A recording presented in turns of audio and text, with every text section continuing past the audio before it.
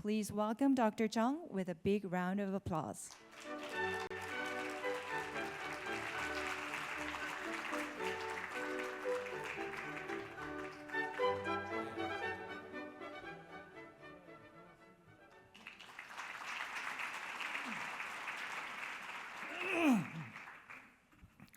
네, 여러분들 반갑습니다. 아산 정책연구원의 명예이사장 정몽주입니다. 이시바 시게루 총리님, 나카타니 겐 방위성 대신님, 해리 해리스 대사님, 캐시 스티븐슨 대사님, 카렌하우스 편집장님, 폴 월퍼비츠 박사님, 자친고 교수님, 국내 귀빈 여러분, 바쁘신 일정 중에 귀한 시간을 내주셔서 이 자리에 참석해 주셔 감사드립니다. 양해해 주시면 지금부터 영어로 말씀드리겠습니다. Good morning, distinguished guests, dear friends, ladies and gentlemen. Welcome to the Assam Plenum 2026. In order to open this plenum in a more relaxing manner, let me tell you a joke. One day, a president of Mexico said, Mexico is far from God, but too close to the US. That is the problem. And then a prime minister of Israel said, Israel is very close to God, but too far from the US. That is the problem.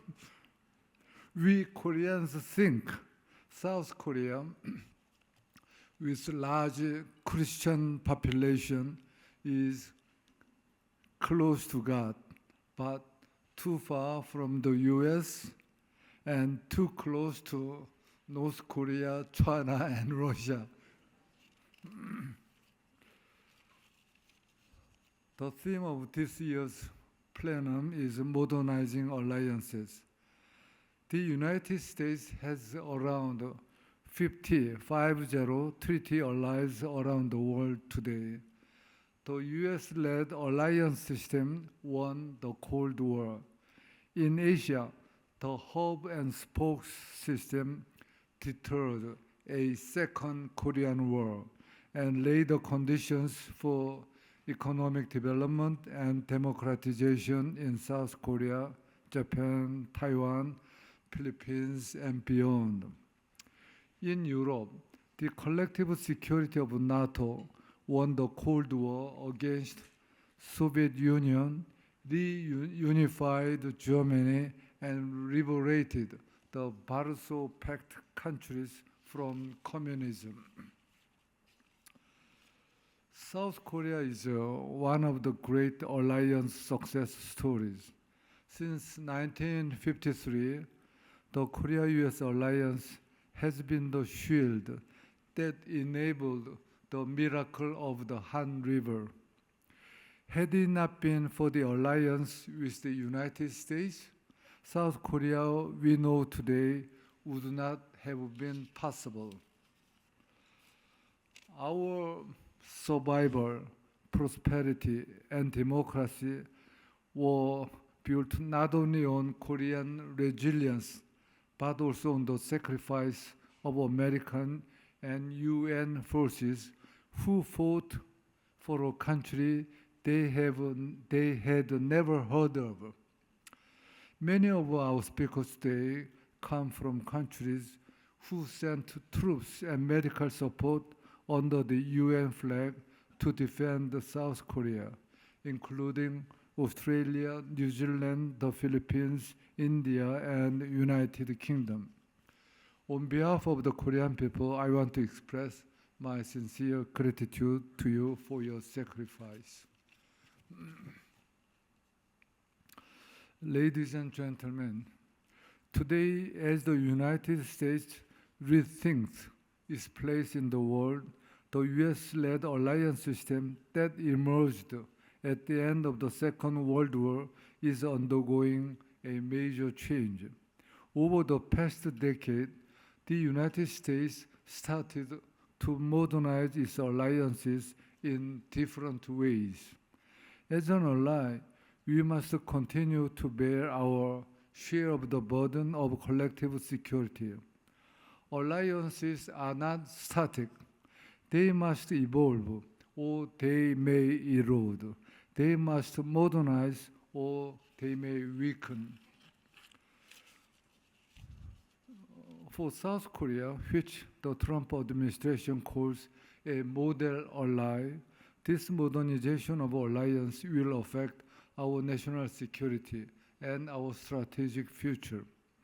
This year's ASEAN survey found a record 97% of South Korean support for the ROK-US alliance. We are playing our part for the system of alliance. This includes increased defense spending, investment of $350 billion in the United States, cooperation of a nuclear-powered submarine, and contributing to the development of U.S. shipbuilding industry. Why does the United States want to modernize its alliances? Is it to share the burden of collective defense in the face of rising threats? Authoritarian regimes in Northeast Asia are forging new relationships. Russia, China, and North Korea are working more closely in ways that challenge the rule-based international order. The United States must carry the indispensable role of anchoring the global alliance system against the axis of revisionist powers. New threats are also emerging in cyberspace, supply chains, and emerging technologies. These developments require alliances to rethink obligations and expectations. These are important reasons why South Korea supports alliance modernization. Dear friends, ladies and gentlemen,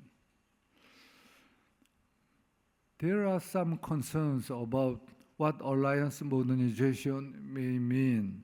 Some statements of the second Trump administration suggest that alliance modernization is to shift burdens, risks, and responsibilities.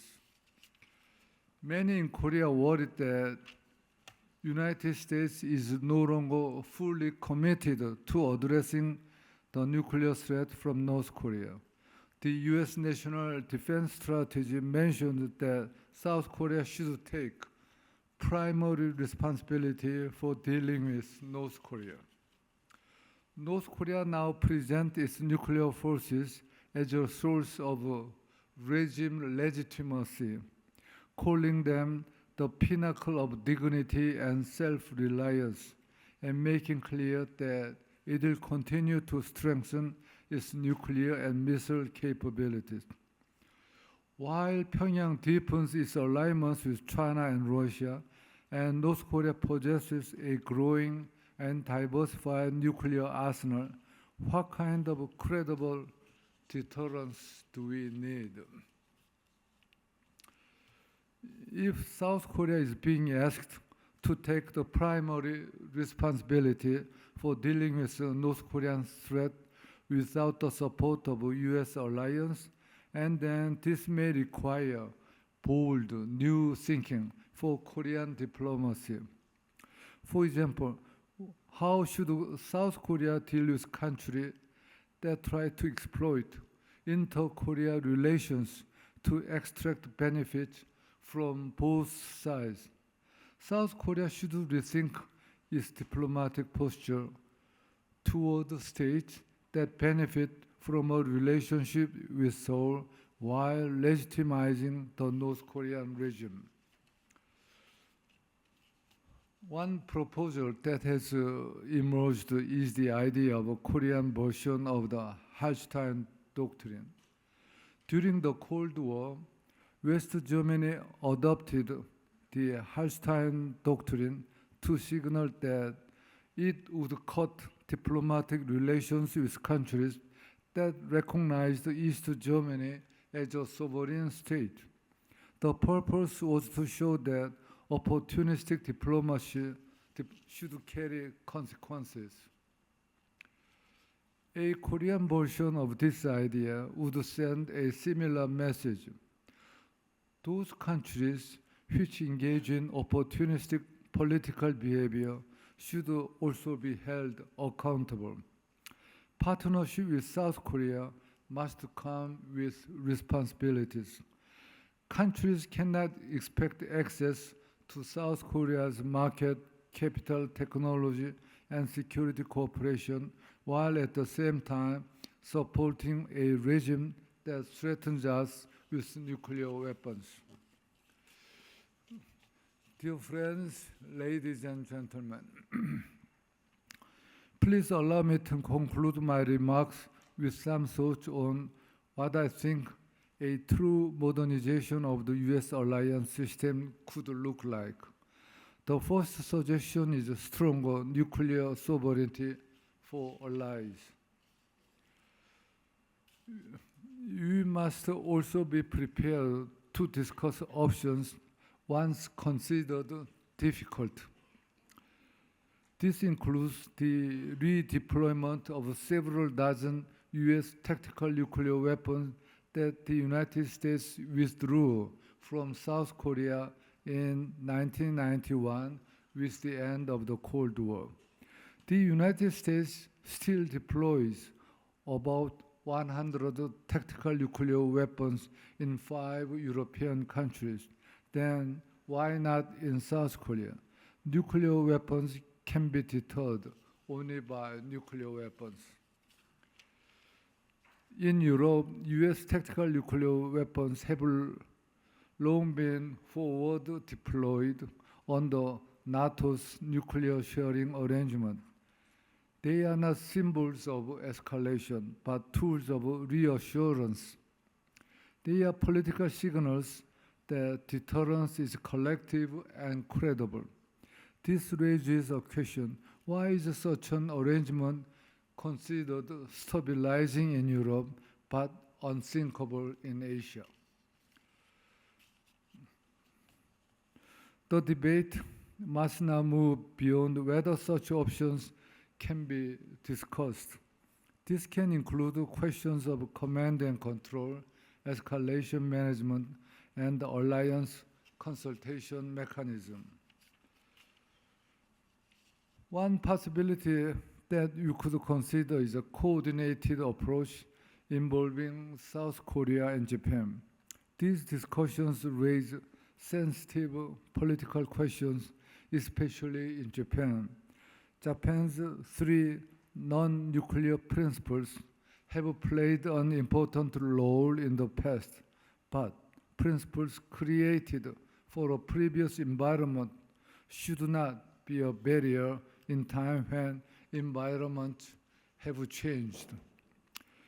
Even in Japan, there is a growing debate about whether all 3 principles remain equally viable today. My second suggestion is that stronger collective security cooperation should be the aim of alliance modernization. It is time to rethink the architecture of security in the Indo-Pacific. We need an Asian version of NATO. We may call it the Indo-Pacific Treaty Organization, IPTO. In our hub and spokes alliance system, the United States and its treaty allies, South Korea, Japan, Australia, New Zealand, and the Philippines and Thailand, should strengthen the spoke-to-spoke cooperation. We should also increase cooperation with the important partner like India. Dear friends, ladies and gentlemen, Alliance modernization must account for the reality that the United States is rethinking its approach to the world. Modernization should not be allowed to transform into alliance termination.